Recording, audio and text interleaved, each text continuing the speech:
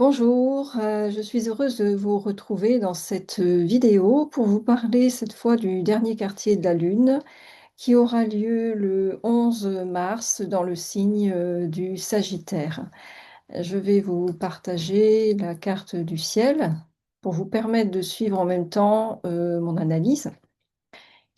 Ce que j'ai remarqué en observant cette carte du ciel, c'est que nous avons d'un côté deux énergies qui ressortent fortement, c'est-à-dire l'énergie du Sagittaire, puisque nous voyons effectivement que la Lune se trouve à 20 degrés dans ce signe, proche d'ailleurs de Lilith, et également beaucoup d'énergies qui sont en carré avec ce Sagittaire, à savoir le Soleil, bien sûr, Mercure, Mars, sans oublier le fameux nœud nord en Poisson.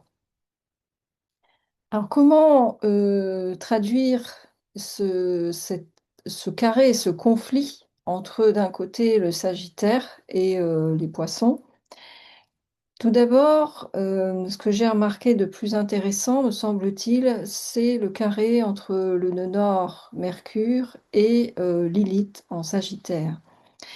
Lilith en Sagittaire va avoir tendance à mettre en exergue certaines peurs qu'on peut avoir par rapport notamment à l'intégration dans une communauté, l'intégration sociale, c'est-à-dire de manière plus clair, savoir si l'objectif qu'on s'est fixé pour réussir, alors ça peut être réussir un projet, réussir notre carrière, tout ce qui a trait en tout cas à l'intégration dans une communauté, le fait d'être reconnu par cette communauté.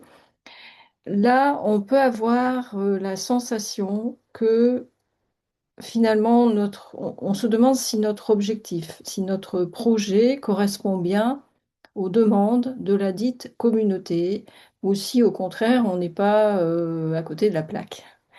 Parce que le nœud nord en Poisson, de l'autre côté, avec Mercure, qui en plus, Mercure est rétrograde, donc c'est-à-dire que ça incite davantage à l'introspection, à une réflexion sur soi.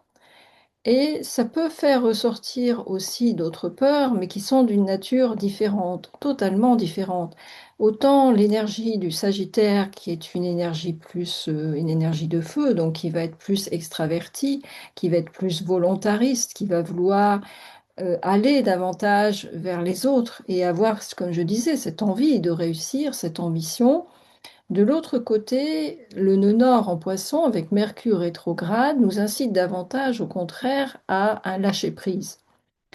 Lâcher-prise sur peut-être justement cette Lilith en Sagittaire et cette Lune en Sagittaire qui répondent plus à des besoins égotiques. Donc, il y a une partie de nous qui a cette envie d'être intégré, cette envie de réussir un projet brillamment, cette aspiration aussi tout à fait légitime à la reconnaissance, de montrer qu'on est capable de réussir, de faire nous sommes des gens brillants, capables d'être intégrés, reconnus, avoir une place dans la société. Donc ça, c'est plus finalement ce que Lilith et la Lune en Sagittaire font ressortir, et de l'autre, l'énergie des poissons nous dit oui, tout ça c'est très bien, mais ça correspond plus à une partie de toi qui pourrait, disons, correspondre à l'ego.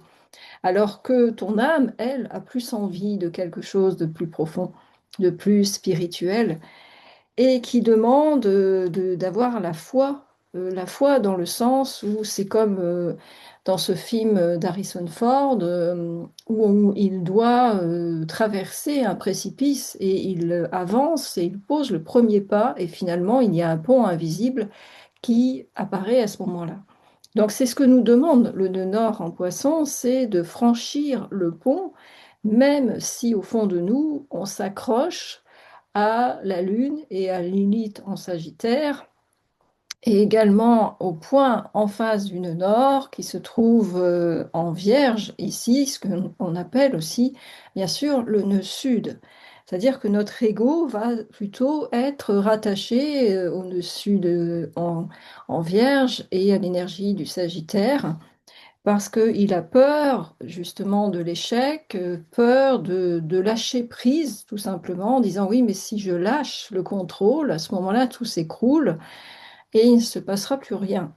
Alors qu'en fait, c'est au contraire en lâchant toutes ces peurs, déjà en ayant conscience qu'on a ces peurs, que c'est une partie de notre ego qui parle, que on pourra se connecter à quelque chose de plus élevé, à notre âme, comme on dit, et trouver aussi une meilleure connexion avec ce qu'on appelle la source, l'univers, la source, Dieu, enfin vous donnez le nom que vous voulez.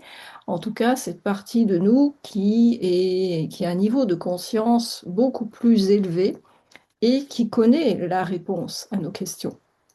Parce que parfois, c'est vrai qu'on peut euh, avancer sur un chemin, on a l'impression que ça me fait penser un peu à cette carte du tarot avec l'ermite qui a sa lanterne et qui avance dans l'obscurité. On peut avoir cette sensation d'avancer dans l'obscurité, de ne pas savoir si cet objectif, ce projet qu'on s'est fixé, donc là on rejoint Lilith en Sagittaire, est juste, s'il va réussir. Mais de l'autre côté, de toute façon, la lumière, elle est là. Et la réponse, elle est déjà là en nous. Et la clé de libération, à mon avis, de ce transit, de ces énergies actuelles, se trouve justement avec Jupiter en Cancer.